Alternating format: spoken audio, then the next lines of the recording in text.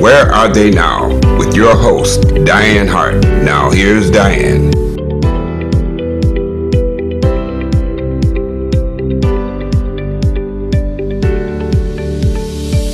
Good evening. Welcome to Detroit Hot TV. Where are they now? I am your host, Diane Hart. I have the pleasure of interviewing Mr. Wali Ali, a bad musician, pop, folk, contemporary, and R&B. Good evening, Mr. Ali. Good evening, Diane, and thank you very much for welcoming me to the show. My pleasure. Thank you for joining me. So let's talk a little bit. Where are you from? I'm originally from Omaha, Nebraska, born and raised. Came to Detroit when I was 17, and I joined Motown then. You joined at a very early age. Yes, I was fortunate, very fortunate. When did you start singing? I was singing before I started playing guitar, but I only played guitar at Motown. I really didn't sing until later on. And as a matter of fact, when at Motown, Holland, Dozier and Holland started a company, and I started singing with them. They did a project called Yesterday, Today, and Forever, and I'll sing a couple of songs on that particular project. How old were you when you started playing the guitar? 11 years old. So I did my first professional job at 11, meaning I got paid.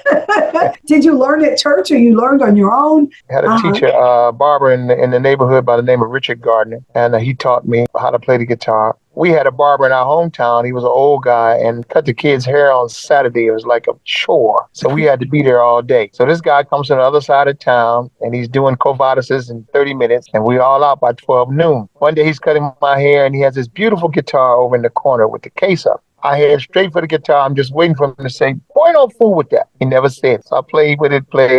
And then eventually he took an interest, and then he decided to teach me. So he said, well, I'll teach you how to play. 10 at that time. You were 10? Yeah. They had floor shows at a place called Allen Showcase where they showcase talent, and I was able to go there and perform. You say you got your first paycheck at 11. Where did you perform? Allen Showcase. What the people would do, they would throw money on the floor. So you might end up with about $150, $200. Now I got to work all night for $150, $200. You earned $150 at 11. But you say, now I got to work all night.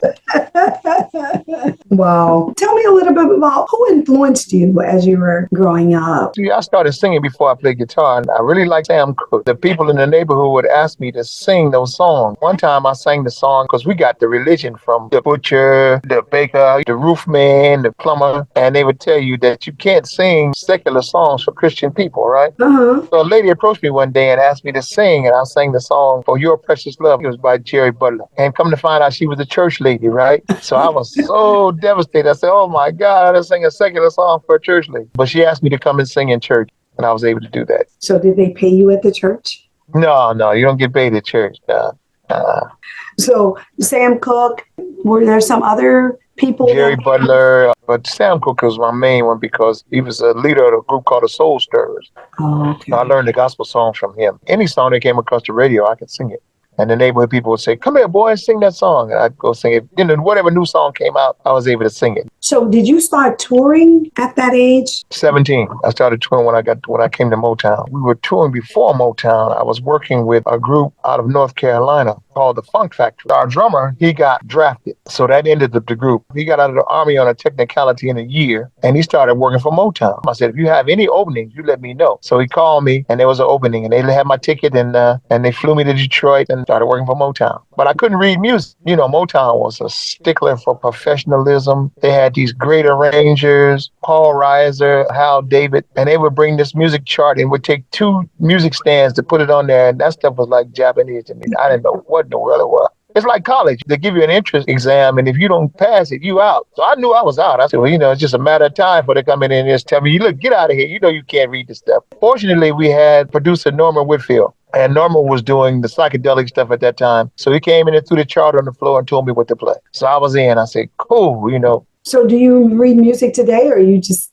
I do. We work 6 days a week in Motown, so you had to learn. But I finally learned how to do it, yes. What other individuals did you play with? I had an opportunity to tour with Marvin Gaye. I toured with Aretha Franklin. I toured with Patrice Rushen. I was supposed to tour with Rick James. We couldn't see eye to eye. Rick had a movement. Instead of punk rock, his movement was punk funk. So he wanted me to braid my hair. He offered me $100,000. So I said, well, give me the weekend and let me go. And I prayed and I did everything. But the feeling would never leave me. So I told him, I said, well, I can't do it. And it was a good thing I didn't, because then they came back, they had lipstick and rouge and all. So I knew I wasn't going to do that. But Rick was a great employer, intelligent man, very driven. They always say a general is no stronger than his troop. And I think that was Rick's problem. Right. Everybody I worked with, Marvin the same way. Marvin, very intelligent. We toured with Marvin and came to the airport one time. And there were no limos. So we called Marvin and said, Marvin, there's no limo. He said, that's okay, I'll take care of it. About a half hour later, limos coming down the street. He called the funeral home and got limos from the funeral home. I was like, yeah, very brilliant, We got limos, so that's what we did. Right. That was the only thing that was important, right? You got the limo. Got limos. He made sure we got those. Wow. So it was just wonderful touring. And then Aretha is the ultimate, consummate professional. We never rehearsed with her. We always rehearsed with the musical director. And then we only saw her when the show came. And it was always flawless. In 1978, we were in Canada and we did a week there. So they recorded. Very, very great show. Wow. I'm going to have to pull that show up and watch that show. Ma'am, I think you would enjoy it. So do you write your own music? Yes, I write my own music, but I have 3 sons and they're in production. My oldest son had an opportunity to do the first commercial with Tyrese. When Tyrese did the commercial on the bus, my son did the music for him. And then all throughout Tyrese's career, my son did music for him. My middle son is a producer. He does project in Los Angeles. And then my baby, well, he was my baby. I have another baby. He's 32 years old and he plays guitar and he sings. And I call him the Daywalker. He has all my strengths and none of my weaknesses, But I have a 22-month-old son. I was about to say, you say you have a new baby. Yeah. I want to know what's the playing. Guess not yet. He ain't getting it yet. He's working on it, though. He always got a little song in his heart. That's what I love about it. But he's working on it. He's talking now. He's finally learned how to talk. So you have to be very careful what you say around him. Dropping him in the car, and I left my iPad on top of the car. Forgot it and drove off. I said, SHIT. And I didn't think he was paying attention to me. Now that's his favorite word. He was paying attention. He was paying plenty of attention. I said, you can't say stuff around these guys because they get it. Well, we're going to take a break and we're going to listen to She. Okay. And then when we come back, I'll ask you some more questions about that song.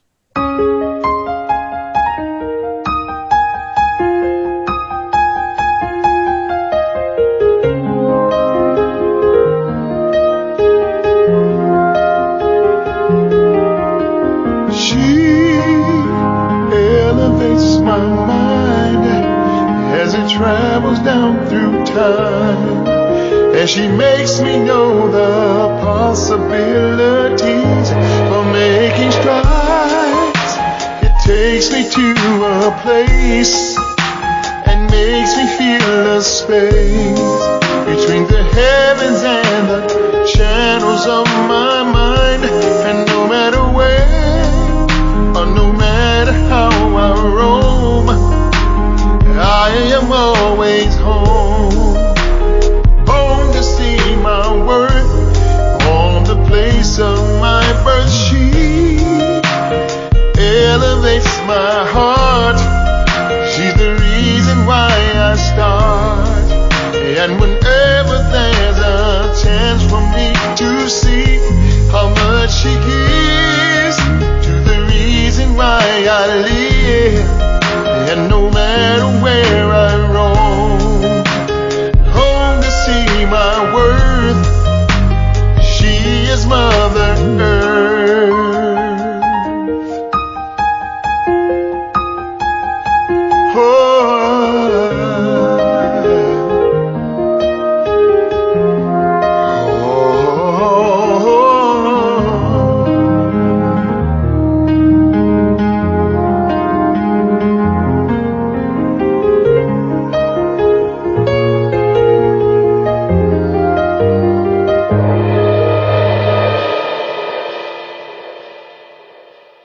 Welcome back with my guest, Mr. Wali Ali. What an awesome song. What inspired those lyrics? Actually, I was talking about the earth. I wasn't talking about a woman. You described it like it was a woman. And a lot of people get confused. They say, no, he's talking about a woman. But until I get to the last line and then they get it. It says, she is Mother Earth. It is a bad song. When did you start writing your music? I started writing around the 80s. I had an opportunity to write a song for Gladys Knight. I lived around the corner from Gladys. I took her a demo. The song is called Love Was Made for Two. It's on the Touch album. She liked the song. And in fact, my song was picked over Ashford and Simpson to be the single because she was trying to launch Bubba's career. So they did a duet on the song. For some reason, it didn't make what we thought it was going to make. She was trying to do it and trying to launch Bubba's career at that particular point. The beautiful thing about it is I gave her the demo a night before I came to the studio, 12 o'clock afternoon. It was finished. The song was done. It just blew my mind. I was going to try to play a little something. I couldn't even do that. It was amazing. She liked it that much. And that I was really proud that she liked it that much. Right. Whom else did you write for? Just mainly myself. I was a little business savvy. I didn't let people take my publishing and stuff like that. So that stopped me from writing a whole lot of songs. Barry Gordy offered me to do one of my songs at one point, but I just started writing for myself. Do you collaborate with others and help them along the way? Mainly with my sons. Maybe they collaborate with me. I mainly work with them. My middle son has about 5 artists. They're really sensational. And then I work with my youngest son. Mainly, I just work with them. Help them try to produce their career and get their career off the ground. So do you have some new music coming out soon? I do. I do an album every year. Matter of fact, I do 2 instrumental album, and then I do an album that I sing on. And I have about 5 albums out already. What's the latest new song that's coming out soon? I have the wedding song. Okay. Everybody wrote a wedding song, so I said, I'm going to write one. We're going to take a break, and we're going to listen to the wedding song, and then we'll come back and talk a little bit about that song. Darling, after much contemplation and deep meditation, we find we have so much in common. In fact, we find that our interests align. And I can see beyond a shadow of a doubt, a love like ours don't come by chance. So as we prepare to take our wedding vows, let me simply say, it's our wedding day. It's a blessing just to feel this way. All our family and friends will gather here. See us join together, dear. And as we prepare, no more reason to be in despair. The journey began as 2 and now we're 1. To place our life before Allah out in the sun. A light for all to see. A life with you. It starts with 2, then it grows into a life of love and trust. A life that's filled with our unyielding hope. In God's unyielding rope, my dear, our love is true. Me and you, oh baby, the road is clear, my dear. There will be challenges from far and near. Our ideas will be our children, girl, they have to grow into the plan that God designed, dear, you should know. There's no way that we can lose. This plan's divine. Now it's time for us to pour the wine with no headiness. Our path is clear. Oh, baby, baby, baby, there's no fear for us, my dear. A life with you, it starts with 2, then it grows into a life of love and trust. A life that's filled with unyielding hope. In God's unyielding road. Oh dear, my love, our love is true.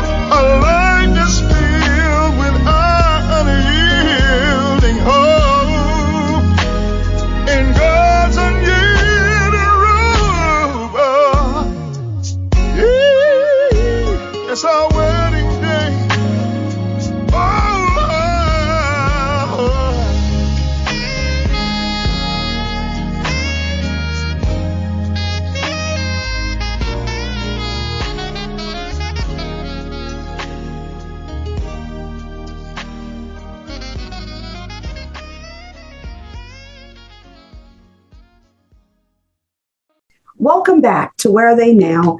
I am your host, Diane Hart, and I have the awesome pleasure of interviewing Mr. Wali Ali. So let's talk a little bit about that wedding song. I listened to the wedding song because I'm planning to get married, and I thought, oh, no kidding. Maybe I could use this song for my wedding.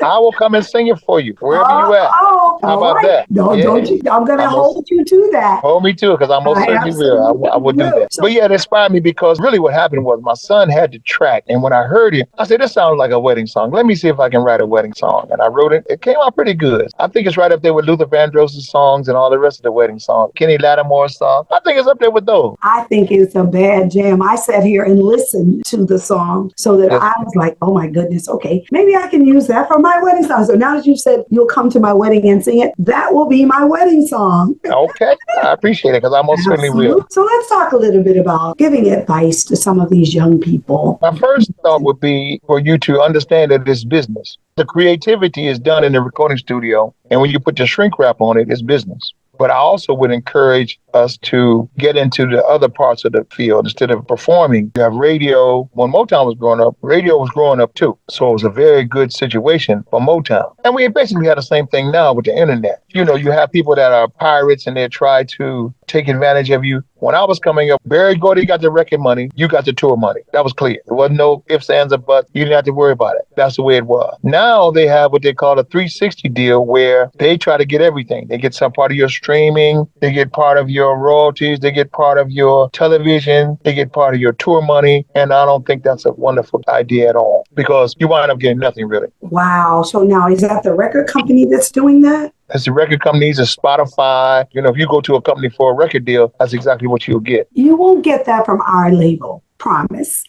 Beautiful. You won't get that from our label. Loman Peterson will not do that to you. That's beautiful. Well, then I would suggest and give them advice to come to you. How about that? That's right. Absolutely. So are you doing any Southern Soul? I love it. As a matter of fact, I used to wonder where the basis of all our music came. Like I said, I came from Omaha, Nebraska, and I didn't really realize where it came from until I went to New Orleans. And then I found out where the basis of all our rhythm and everything is all from New Orleans. And it's such a beautiful town. I love New Orleans when I go down there. It's just beautiful. So are you going to consider doing some Southern Soul? You know, absolutely. I most certainly will, because I love it. All kind of me, I love it. So can I sign with your record company? You sure can. Okay. I was reading through your bios and all. I saw that you sing all kinds of music, but I didn't see Southern Soul on my list. So I'm like, where's my Southern Soul? Oh, yeah, no, we do Southern Soul. Absolutely. We got to have it. Yeah. You didn't tell us what school you attended when you got to Detroit. Where'd you go to school in Detroit? I went to Motown school. That's where I went. I was 17 and I went straight to Motown. And when I got there, the next year we moved to California. I got there in 1970. In 1971, Barry moved the company to California. So we all moved out there. I stayed out there for 30 years and worked for Motown 25 of those years. And where are you living now? I'm in Boston, Massachusetts. Oh, Boston. You've been out touring around the world. Where have you been? The only place I really haven't been is Africa. I've been to Europe, Japan, and the islands, Trinidad. But the only place I haven't been in Africa. I'm going to Africa this year, though. I made it a point. I'm going to Ghana this year. Absolutely. Yeah, that's wonderful. Let's talk a little bit about where your fans might find you. Well, I have a website, wali-ali.com. And you can find out where I'll be performing when you go to the website, because I list the places where I'm performing here in Boston. I'll be in Atlanta in July. I'm working at a place called the Velvet Note on the 12th of July, and I'll play at another place called St. James Live on the 14th, which is a Sunday. So I'll be in Atlanta that weekend. Well, our fan would like to know, when will you be in Detroit? As a matter of fact, we're going to manufacture an automobile in Detroit. I came back to Detroit about 2 years ago, and we're going to manufacture an automobile in Highland Park. We're going to use the old Henry Ford plant. Henry Ford wanted to make it a museum, so we're going to put his museum in our plant. Wow. And the car is called a Proton that we're going to manufacture. Okay. And we're also going to build a Jackie Wilson Performing Arts Center right there in Highland Park. So these are our plans for the future. Wonderful. We talked a little bit about how they could get you on your website, but are you on all of the platforms? No, I'm not on Spotify and all that because they don't give me enough money.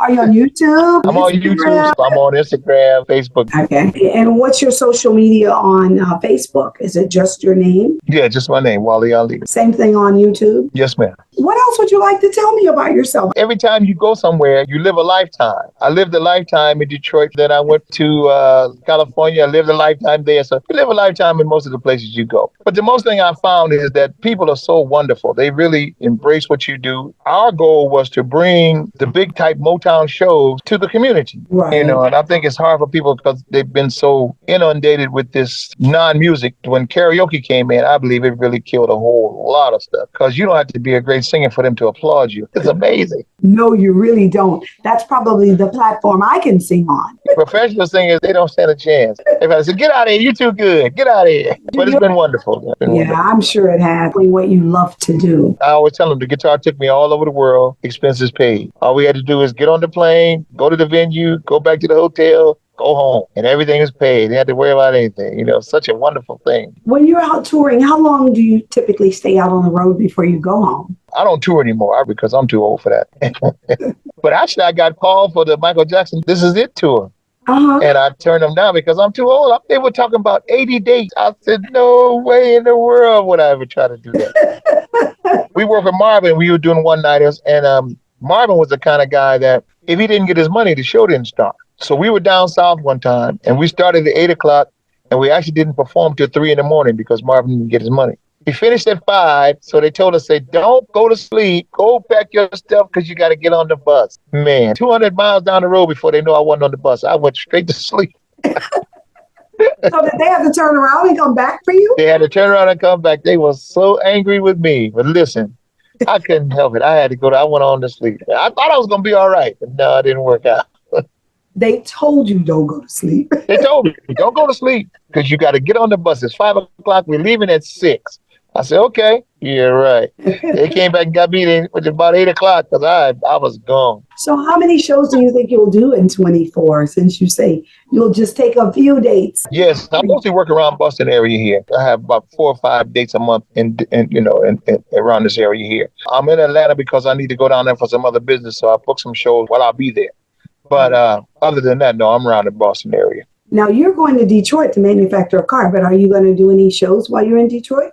Probably so. I'm thinking so. But it's going to be a while because we're about 5 years in the making for that particular project. So it's going to be a while. But, once we build a performing arts center, if I'm still young enough, I might.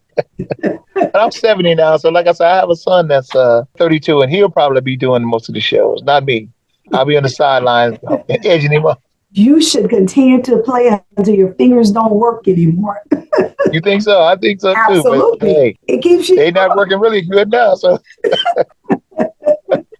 I'm about ready to cancel now. Well, you have a 22-month-old, so that tells me that you can still play. I can play, but he got me in the gym and everything. I'm working out and everything. I'm telling you, because that cat is a handful. Oh, Lord have mercy. You got he'll break around. You can't catch him. He's a handful. But I love it though. It gave me an opportunity to because I didn't get an opportunity to really spend time with the children when they were growing up. But now I'm with him every day, and it's really a beautiful, beautiful thing. It's really beautiful. And you're young, so you'll be able to play in Detroit, and I'm going to be in Detroit, so I can see you play. When are you going to be in? When are you going to Detroit? I go back and forth. So when you are going to Detroit, let me know.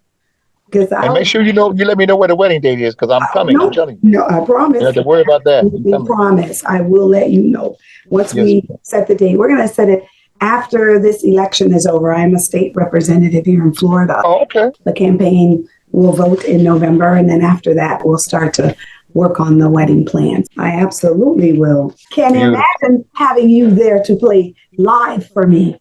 Absolutely. I love it. I'm telling you. What a treat. I have friends all over, so I don't have to worry about a band. If you need a band, I can put a band together wherever we at, in Florida, Atlanta, wherever.